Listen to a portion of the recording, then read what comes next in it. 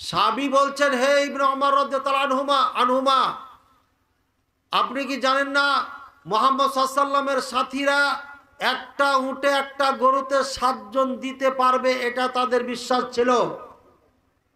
ইবনে ওমর রাদিয়াল্লাহু তাআলা আনহুমাকে যখন সাহাবী এ কথা বললেন, তখন পাশে একজন মানুষ বসা ছিল, তাকে বললেন, এমনই কি কথা, সাহাবী কি ঠিক বলেছে?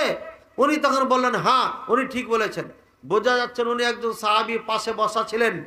তাকে যখন জিজ্ঞাসা করলেন, তিনি বললেন, হ্যাঁ সাহাবী সত্য বলেছে।